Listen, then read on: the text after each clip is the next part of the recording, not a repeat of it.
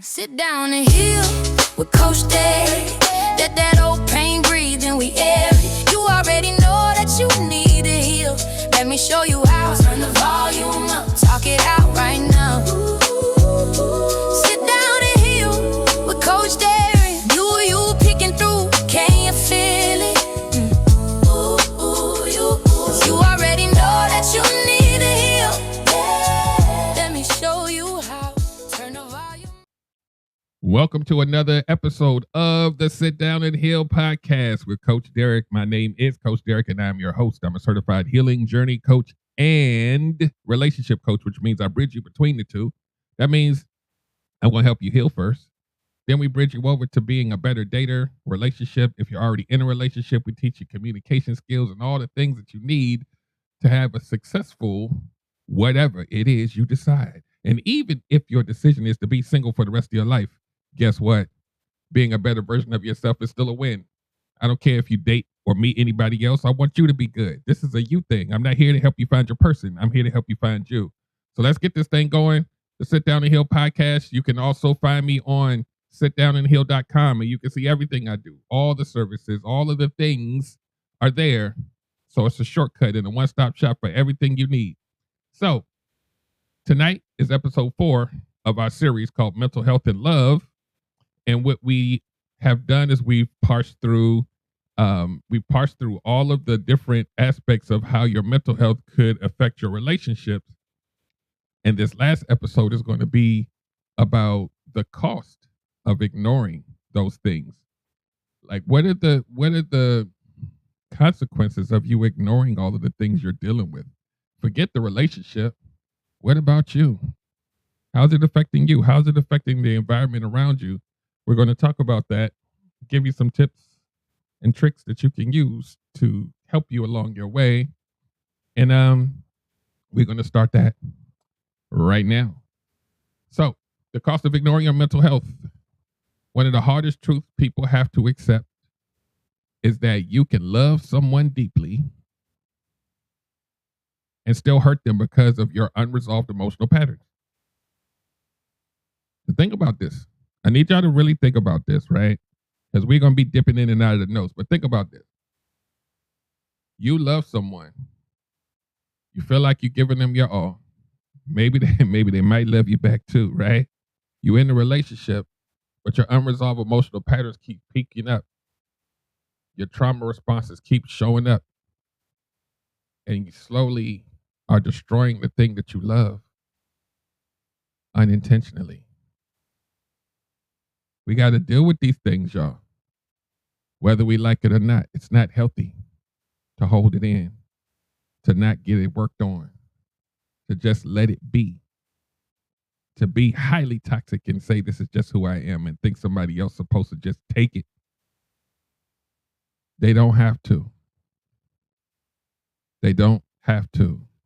The have to belongs to you. You have to. You have to work on yourself. You have to work on healing. That's your job. Stop being in a dating pool trying to find somebody to fix you. And we're going to have a problem. We're not going to let that happen on my watch. We're going to get you together. So now, a lot of people think mental health only affects you personally. But whenever you are part of a relationship, you're a parent, you're a son, daughter, wife, whatever, it affects everybody. You think you're holding it in, but they can see you, right? You hide in plain sight. They can see you, and they're being affected by you. Do you care? Do you care about yourself? Mental health affects a lot of different things. It affects your communication, how you talk to people, how you deal with people. It affects how you react. It affects your level of patience. You know, some of us have no patience, and sometimes it's attached to something else. It affects your emotional availability. Y'all know, y'all should know this. I keep meeting emotionally unavailable people. I bet you do. But you got to think about what they may be going through that caused them to become the person that is emotionally unavailable, right? It affects how safe people feel around you. You ever been in a relationship where, and this is You got to really think about this. You're in a relationship where you don't feel safe with the person, right? It could be not necessarily physically, but like emotionally, you don't feel safe. But then think about the person who is doing the things that make you not feel safe. What the hell they've been through? Like, what created this? They have to take their mental health seriously. They have to take their trauma and their wounds seriously, or they're going to continue to hurt others, right? And what I teach you here is how to do both. We can work on the person that's not making you feel safe, and I can make the not safe person be strong enough to leave if they need to, if it's beyond your capacity to deal with. So you get it all here, guys. So now, so if we talk about things like anxiety,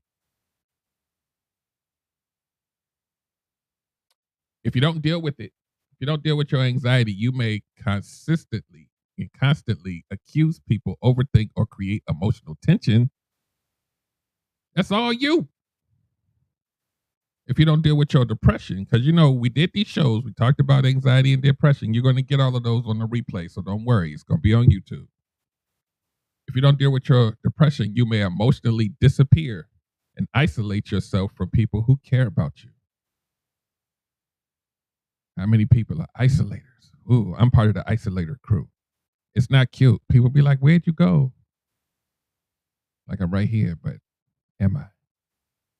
If you don't deal with unresolved trauma, you may sabotage healthy love because chaos feels more familiar than peace. There's a lot of folks out there chasing chaos on purpose. And maybe they don't realize it, but it's in you. And it comes from a place why you like it so much. But do you really like it? Or are you just dealing with it because it's familiar? And over time, people start experiencing your pain instead of your love. Did y'all hear that? Over time, people start experiencing your pain instead of your love. It doesn't feel loving anymore when you neglect people. It doesn't feel loving anymore when you're putting all of your accusations and assumption on somebody. Over time, they're going to be like, the hell? Yeah, that's right. I said the hell. DAHALE. The hell. They're going to be like, what? You think I'm going to keep staying and dealing with this? And you can be like, but I love you. Where? Show me where. It's like an out-of-body experience. You don't even realize that you're impacting somebody like that, but you are. And that's why I always tell you guys, and I may have to do a show about this one day, about intent versus impact, what we intend to do versus how it impacts people. And when we see how it impacts people, do we even care? Or do we just keep doing it? Right? Some of y'all don't give a damn about what it does to other people, especially the people you love, as long as you get your stuff off. Right? So now, the next section here is called repeating relationship patterns. Because we gotta, we're talking about mental health. Are you taking it seriously? One of the clearest signs that the healing still needs to happen. No, y'all know I always talk about, you already know you need to heal. These are some signs you should know. One of the clearest signs that healing still needs to happen is repetition. Are you still doing the things over and over and over again, still dating the same people over and over and over again? There's some healing that needs to take place, unless you just love hurting. I don't know too many people that love hurting, but there are some that will look like they probably do. And it's not cute. It's not cute. Different faces, different names, different relationships, but somehow the same emotional outcomes. That's you. That's a you problem. Same. That means you haven't learned anything. That's right. I just rhymed. Sometimes my jokes land, and today is one of those days. How many more sames you gonna go through before you be like, that's the same? If you can't recognize that it's the same thing again, it's you. But don't fret. Help is on the way. All you got to do is ask for it. Now, if you say, or if in your life you say, I'm attracting emotionally unavailable people, this is what y'all do. You'll say, I don't understand why I keep attracting emotionally unavailable people all the time. It's all of them, everyone, every single date, all of them, all emotionally unavailable. I don't understand why they're attracted to me. And you'll say, I keep attracting them. But here's what's happening underneath the hood. You keep feeling abandoned. You keep overgiving. You keep ending up emotionally drained. You keep losing yourself trying to keep relationships together. So now it's math, right? You know, I'm the engineer, right? The engineer coach, right? It's math. If you are, I'm gonna read these, but I'm going to rearrange how we think about this. If you're an overgiver, if you have abandonment wounds, if you always doing, when they say emotionally drained, that means you're doing most of the emotional labor and the other person is just receiving whatever you're overgiving, right? If you keep losing yourself subconsciously, right? Your childhood, your little kid is inside of you. If you're a fixer, you need something to fix. An emotionally unavailable person is a project. You don't even know that you're picking. You see, we think about potential. Oh, Petit got potential. No. Some of us, our project is taking an emotionally unavailable person and making them available for us. Pay attention to how I am wording this. We will find an emotionally unavailable person and try to fix them to be available for us. You're going to find a whole grown up to try to convert into what you want instead of aligning with what you need. I don't even know where these are coming from. The downloads. Stop trying to make something that it's not. But you have to have clear vision to see it. And with the trauma on you, it's not going to work. The healing journey is mandatory. So if you feel like you always doing think about this. Like y'all gotta let's park here for like a couple minutes. If every relationship you feel emotionally drained, you chose it. We got to sit with that. Every relationship you're doing all or most of the emotional labor, you'd have to find a hell of a taker. You'd have to find a hell of a project to fix every time. Do you understand how intrinsically and subconsciously we will find somebody that will be the thing sometimes that we will say out our mouths that we hate, but we end up in relationships with them?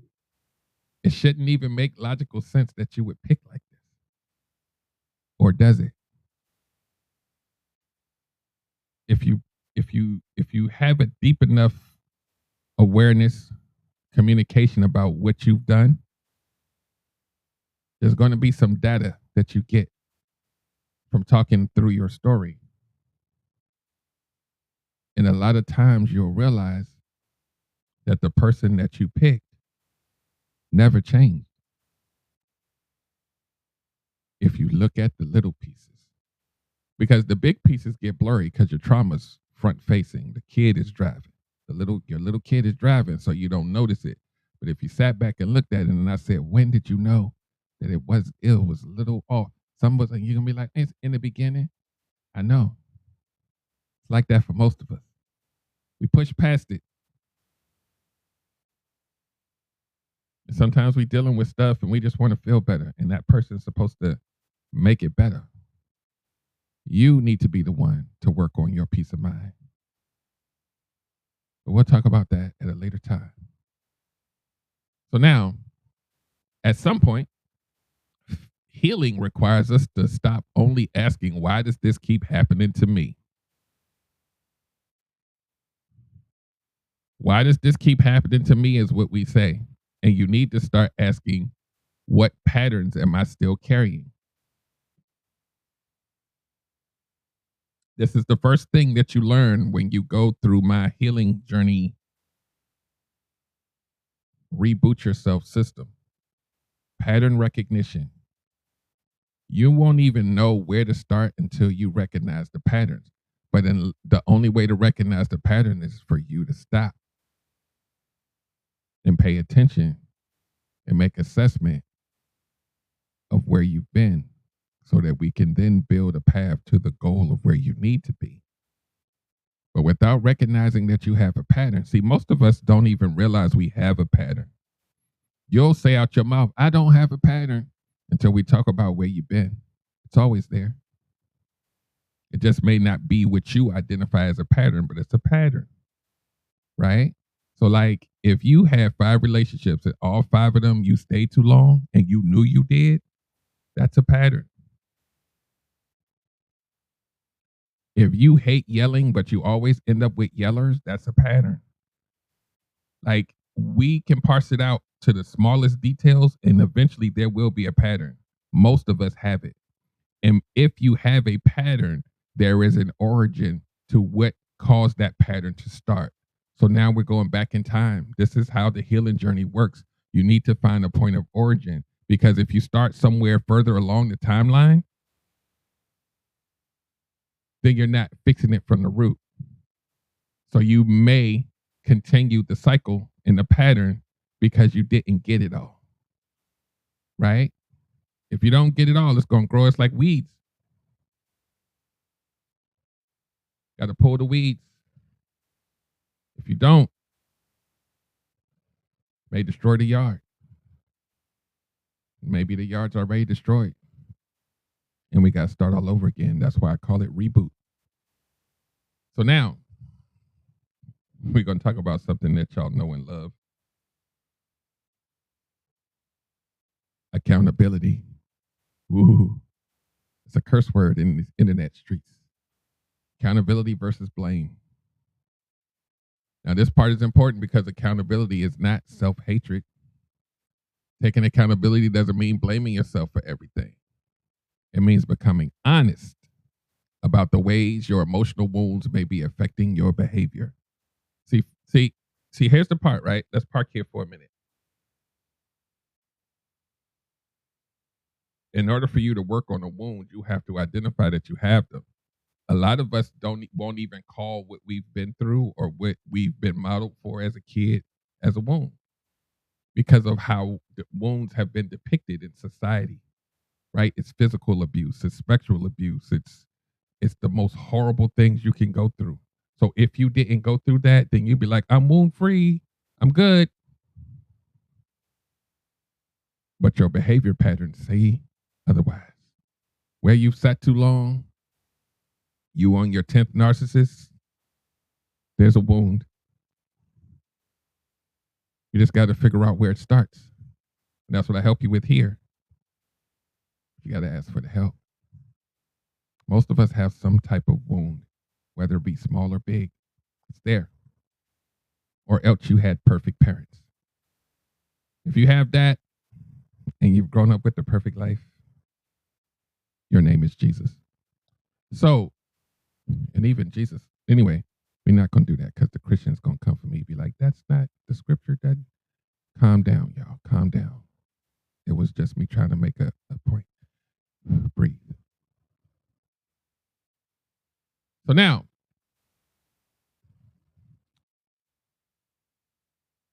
a lot of people want understanding but don't want responsibility.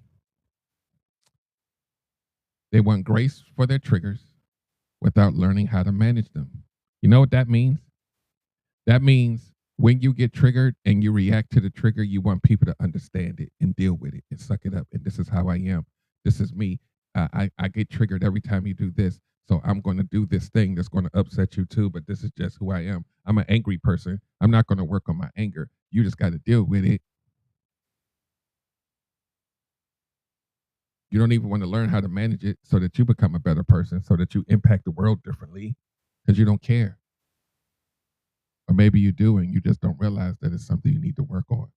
Some of y'all will blame it on the month and the day of the year that I'm just angry because I was born on this day. You just have to deal with it. No, we don't. You don't have to deal with it. I don't care what your astrological sign is. You ain't gonna hurt me on purpose and blame it on your sign. No, no. Keep that over there. Healing starts when you can say, yes, I've been hurt. You know how hard that is for some of us? But also I need to learn healthier ways to respond to that hurt, right? That's the key. But first we gotta identify that you've been hurt, right? And hurt probably may look like this, right? Like we're not talking about like hurt in a conventional sense. Hurt could mean my parents never hugged me. That hurt. I'm carrying it with me. That's hurt too, in a way, right? It's a wound. Your pain may explain your behavior, but it cannot become a permanent excuse for unhealthy behavior. You can't, I've been saying this I've been going live for so long, y'all. It's been a long time. Wait, at least 10 years I've been live streaming, right? What I always tell people is once you have a name for it, you can't use an excuse for it anymore. I'm not allowing that on my watch. Once you know what it is, and in this case, you know that there's help available, don't be outside talking about, well, I already know I got daddy issues. You know how many people, hold on, let me breathe. And I'm going to use gender, but it's just for the illustration, okay? You know how many women have inboxed me over these 10 years? I already know I got daddy issues, so let's just work on the other stuff. We're not going to just, we skating past that? Because you think that's normal? We not doing that. Like, we got to talk about this now. Because if we don't, that may be the thing that causes most of your issues, especially in relationships. Once you contact me and you hit me with the I already know, we gonna have to give you the pill and you're gonna have to start all over again. Because no, you don't. Or else if you already know, then why are you here? Humble yourself and say, you know what? I done made a lot of damn wrong decisions and it hurts and I don't know what's going on. Can you help me, please? Don't be like, I already know what I did. It's cool. Can we work on this other stuff that I need you to work on? No, we got to work on the main thing. Because the main thing is infecting everything you do, and you don't even see it. So a lot of times people, when you start having dialogue with me, I'll be like, hold on, stop right there. Don't say nothing else. The little girl is driving. The little girl is driving. What do you mean, little girl? The little girl is driving. I can hear it right now. Stop. Just stop. Just stop. She's talking through you now. It's all over you. It comes out in the things that you complain about. It comes out in your pain when you talk about your pain. It comes out with your frustration.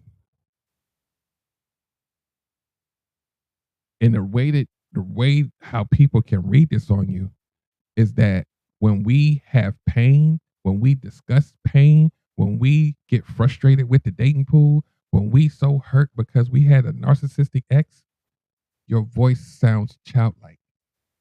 You don't even realize it. Your complaints sound like a teenager. Coming out of your adult voice and your adult mouth, it sounds like a kid. And your decision-making ability when you're in this state of mind looks childlike. It won't even make logical sense. I need for y'all to understand what I'm saying. Your kid speaks for you when you are discussing or showing people your trauma.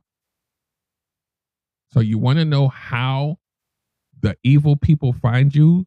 They're looking for the kid in you to be upfront. Very easy to spot. I read it in your words when you type to me in the inbox about what you're going through, and I'd be like, hold on, just stop. Stop. Let me give you an example. You ever seen a little kid, elementary school kid, and something happens to them at the playground, and they want to come explain to you what happened?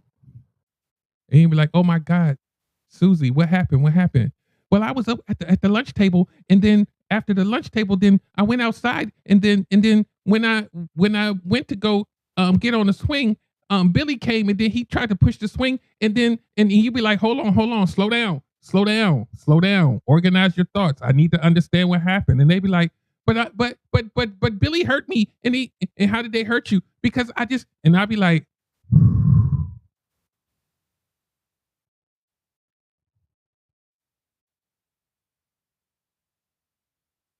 when a lot of the adults over 40 are in my inbox, they speak just like this. And that's when I know, yes, you're hurt,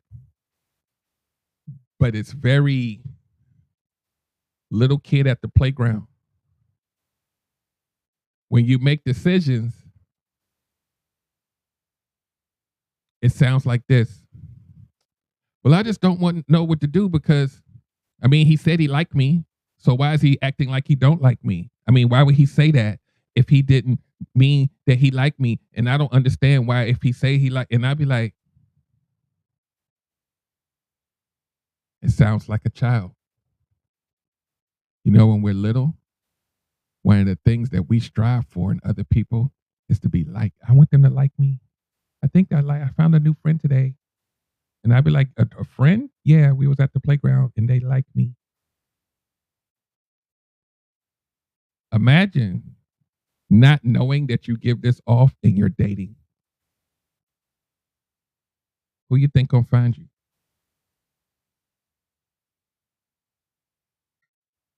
This healing journey does more than just make you feel better. It helps you navigate through life better. Right? I need for y'all to sit and I need for y'all to understand when y'all get coached by me and I'm like, don't date anymore, it's because I still hear the kid coming out of your mouth. It's not because I'm mean and I don't want you to meet anybody. And you be like, but somebody's in my inbox and they're cute and I just want it. And I'd be like, no.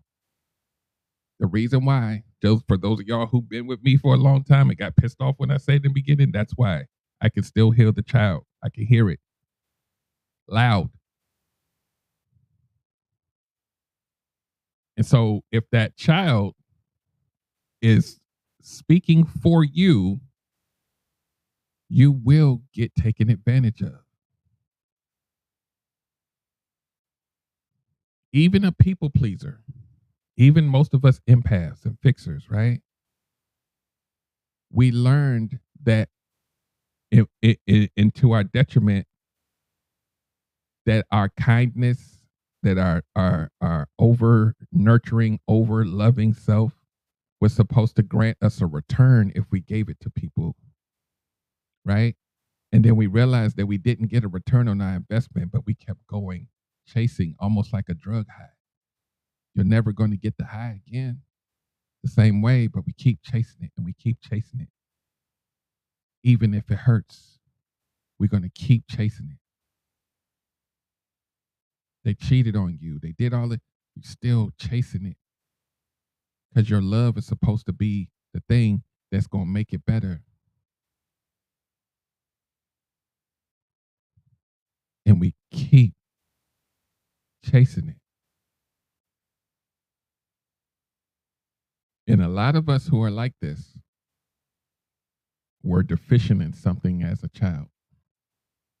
And we're still chasing it. You know, a lot of us that did not receive the type of love that we needed, we want to give that to other people and hope that they don't. We see it in other people. We see that they need something and we're going to give it to them because we didn't get it. So if you have an abandonment wound, you're going to keep chasing to make sure that they don't go anywhere.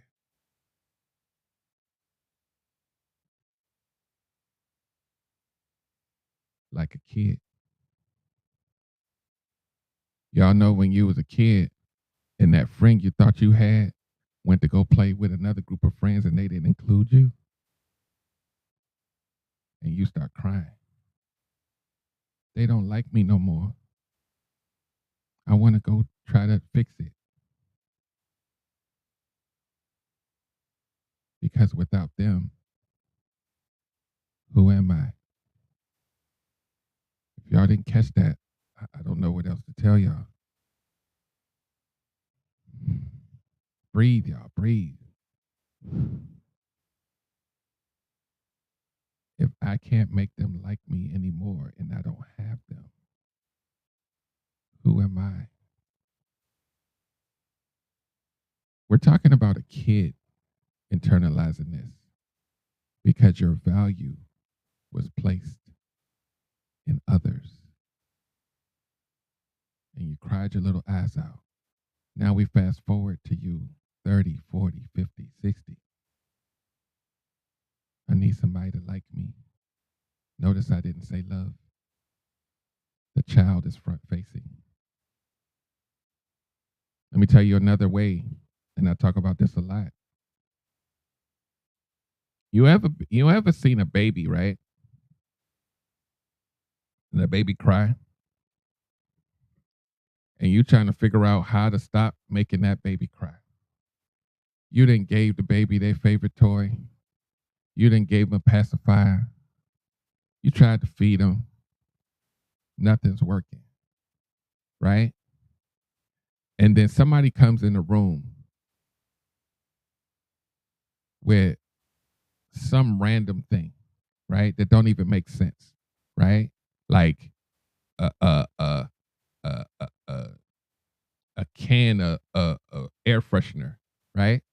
And you bring in that can of air freshener, and the baby doesn't know what it is, and it's like it starts smiling and it starts shutting up, and you like, what? They got excited just because something new and fancy came in front of it. Got excited, right? Well, when you're an adult and you ain't never been nowhere, and somebody come and offers you to go somewhere you never been.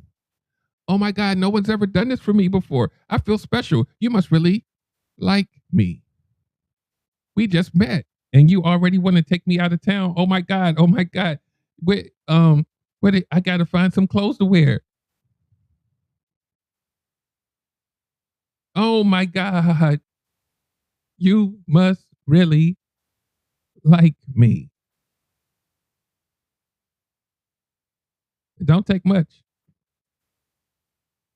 How much resistance you think that man is gonna have now from you? Where you think your boundaries are gonna go? Just like that. It's easy. And it's not because they had a master plan. They was waiting to see what your reaction was going to be. That's it. It's you. It's always you.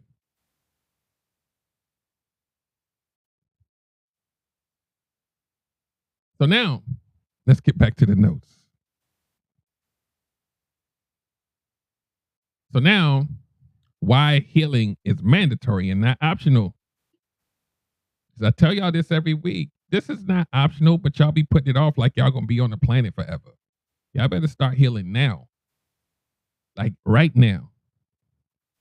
If you want a healthy love, healing is not optional because eventually your unresolved emotional patterns will begin to affect communication, trust, intimacy, consistency, and emotional safety. You know how this bears out, right? Your reaction to being triggered, right? Your trauma could affect everything if you don't know how to regulate yourself. If you don't know how to talk it out and explain what it is, so your partner will have a fighting chance at loving you back. All the things we talk about here, the cognitive distortions and all the things that trigger us, oh my God, they affect everything. If you're not aware of yourself, and it doesn't mean you're perfect, but it could be as simple as you saying, wait, that might not be all the way about you. That might be coming from my past and I didn't realize it. That's enough for you to stand in it, right? You cannot build emotionally healthy relationships while emotionally avoiding yourself. I'm going to read that again. You cannot build emotionally healthy relationships while emotionally avoiding yourself. This is why I keep trying to tell y'all, but y'all don't listen to me. I'm here as your coach to help you find you. because you have not shown up in any of your relationships. The person who got married was the person who was trying to do what everybody else wanted them to be and do. When you find you, you get to live your life unapologetically as that person, and you will align with people that align with that person and not the mask.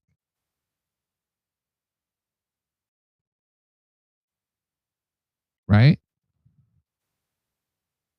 A lot of people want relationship goals without emotional stability.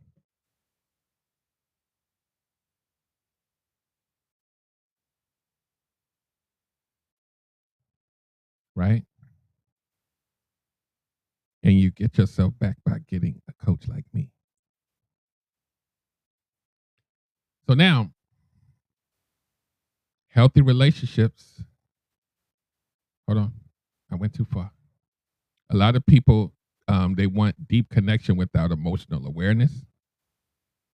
They want peace while still operating in survival mode. You have to understand what this means. You're looking for peace in other people to provide it for you. That's not their job. That's why the healing journey is mandatory. Or you will always give people ownership of the things that you're supposed to intrinsically have within yourself. That's why it's hard for you to leave, because they own your self esteem. They own your self worth. They own your value. They've had it so long, you can't even ask for it back. I don't know why it's so hard to leave, because you've lost yourself. That's why.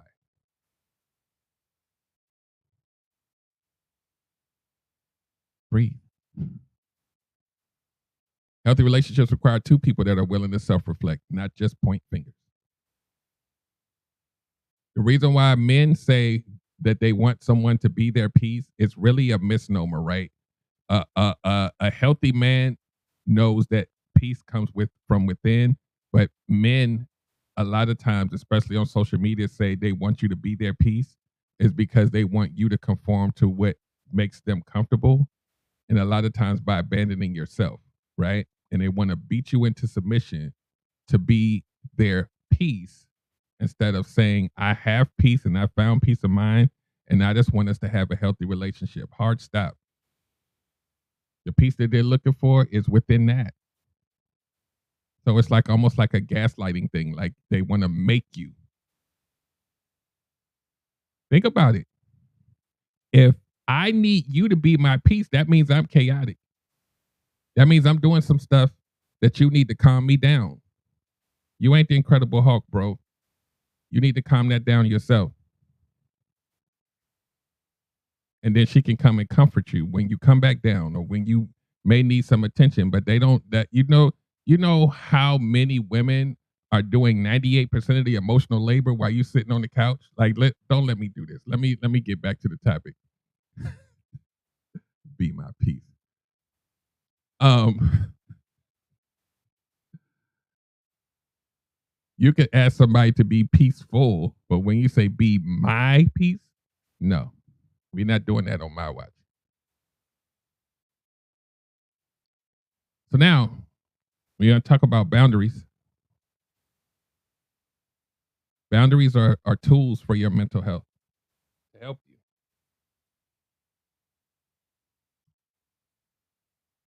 Boundaries are protection. They protect your peace, they protect your emotional health, and they protect your stability.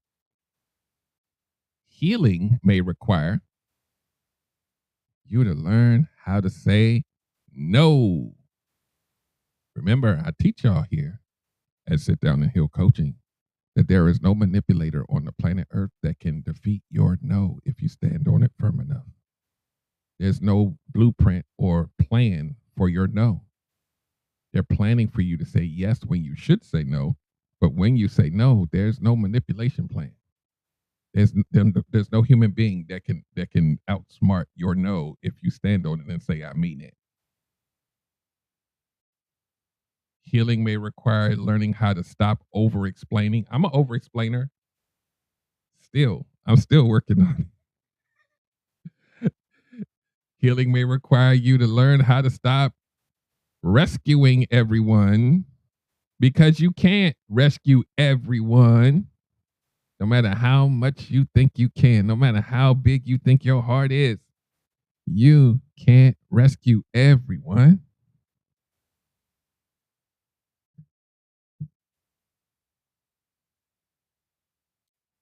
Also, healing may require you to learn how to stop abandoning yourself to keep others comfortable. Y'all know I did that show about shrinking yourself. It's a ton of us that shrink ourselves and abandon ourselves to make other people happy while we're miserable. We always last on the plate, right? We got to stop doing that. This healing journey is mandatory. A lot of people think boundaries push love away, but healthy boundaries actually protect healthy love. Healthy love. So the love got to be healthy first. We don't choose healthy love a lot of times. We choose convenient love. We choose feel good love. Healthy love, though, takes a healthy you. Ooh, I hope y'all caught that. Takes two healthy people, but you can control one of them. So now we're going to talk about what healing actually looks like.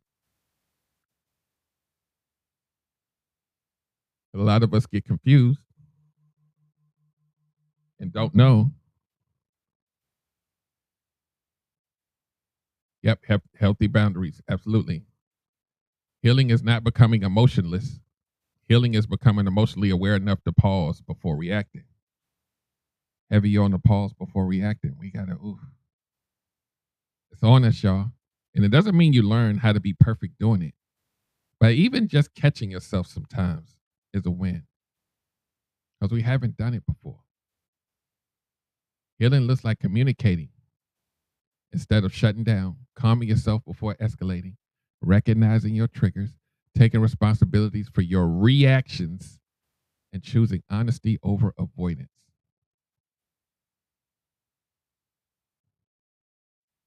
The taking responsibility for your reactions is huge, y'all. Because we'll tell the world that other people made us react that way. Healing is not cute. It's messy sometimes.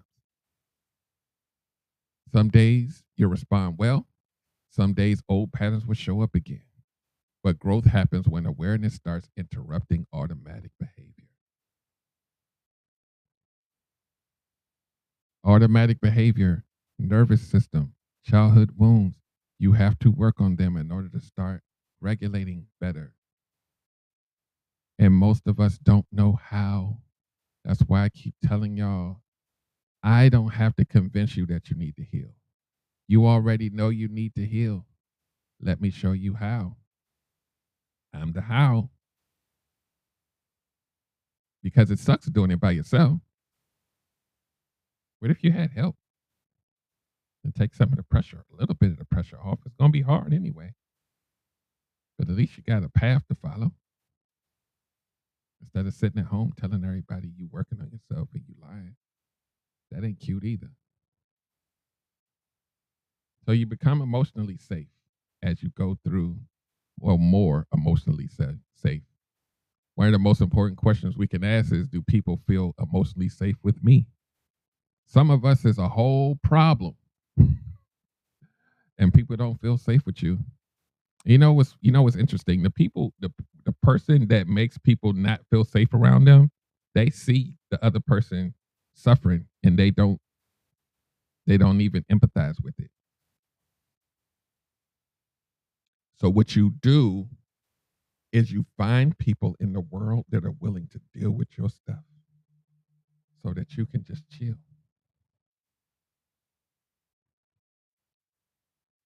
So now, and sometimes that's subconscious. So becoming emotionally safe, and a lot of times, it's not just about do I feel safe with them, it's do I make them feel safe, right?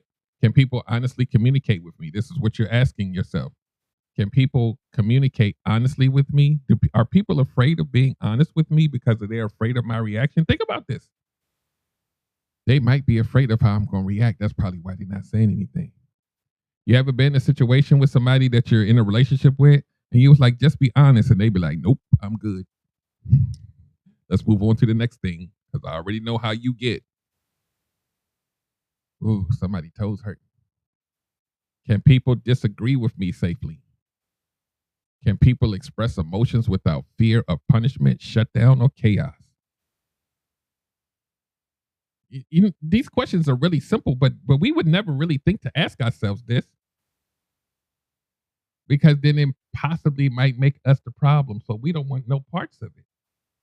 But what if you took these questions seriously, and if you knew that you were one of these or all of these, that you then started to work on it? What would you become, and how healthy would your relationship become just by that one little thing? It's not little because you still got to heal, but what if you took some time to work on being somebody that people aren't afraid to talk to? Healing isn't just about finding emotionally safe people, it's about becoming emotionally safe yourself. Y'all know I'm trying to find somebody emotionally intelligent, but are you? Message. Healing also changes what you accept. And I talk about this a lot with my graduates. They're not going to accept anything anymore. As your mental health improves, your standards change. You stop confusing inconsistency with passion. You stop romanticizing emotional chaos, and you stop chasing people who trigger your abandonment wounds. Remember, I always tell y'all guys, us with abandonment wounds, we got to find something to chase, or we won't feel safe. Isn't that a weird statement? We need to find somebody running from us so that we can bring them back to make us feel safe. It's weird, but we've done it.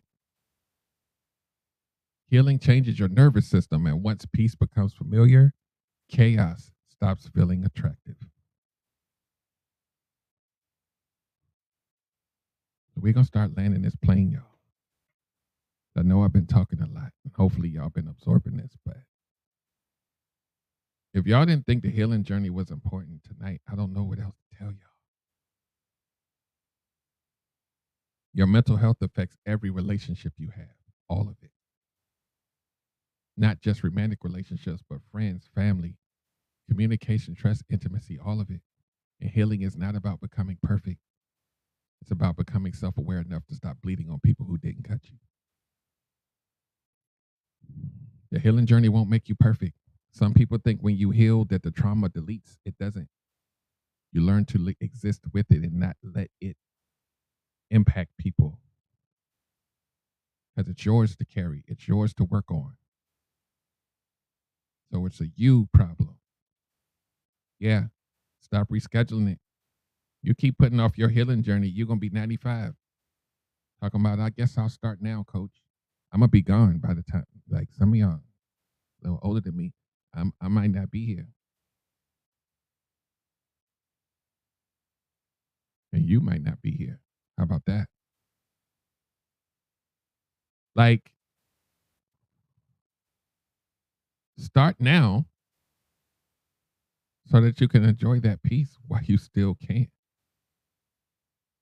And that's just keeping it real. That's not me trying to bully you into doing something, but y'all knees ain't working the way they used to. Y'all, like, we got to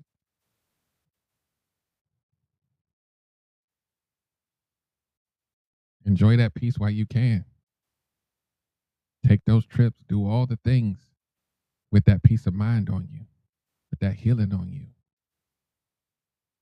Don't go on vacation because you're running away from something you didn't work on. Go on vacation because your brain is free. And the level of fun that you have increases too, because you don't have all of that survival mode and life on your back. You learn how to manage yourself better. So this series that we've done this month, It's big, it's triggering. We talked about depression and all these other kind of things, but no matter what you're going through, you got to work on you first. So if you need my help, just communicate with me on the platform that you are watching me on now. Inbox me, message me. Hey, coach, I need help. And let me handle the rest. Sitdownandheal.com. You get all the information about pricing and offerings and all of the above. But if you need to know what to get, just inbox me and I will guide you in a direction and we can get you there. And then you can get started. And so that you don't have to wait until 2027 talking about I'm ready to start healing. And it's not even a financial thing. Like, yeah, I don't expect everybody to be ready, but you should be. You know why? Because you have help. You don't have to do it alone now. So that should be exciting to you, especially if you've been through hell. It should be exciting to be like, I don't have to do it myself. Where do I sign up? Like, what? You got a system to put me through and I can do it on my own pace and what? That's exciting, isn't it?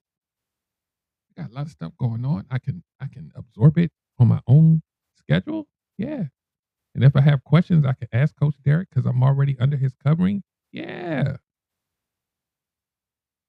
Exciting, isn't it? Like, I know I need to heal, and now I got the blueprint to start it. Coach Derek, what do I need to do? I'm going to inbox you right now. But will you? So now, I'm going to land this plane, and hopefully you guys will, this podcast is uploaded to YouTube as a replay. It is Tuesday now. Give me like 48 hours. I'll have them all up for you. And you can go back and watch the replay. But there's about 21 replays already there from the past. So you can go and binge watch them on YouTube. But you can also binge listen to them on Spotify and Apple Podcasts. It's everywhere. All you got to do, and it's your favorite price on YouTube. Just go check it out. But when you're ready to do some real work, it shouldn't be free because it's going to change your life. So hopefully you'll come and listen enough times that you'll trust me to take care of you and you'll be compelled to sit down and heal. I'll see y'all next time, every Tuesday, 7:30 p.m. Eastern Standard Time, live on TikTok, replay on YouTube. I'll talk to you guys soon. Have a good night. Sit down and heal with Coach Day.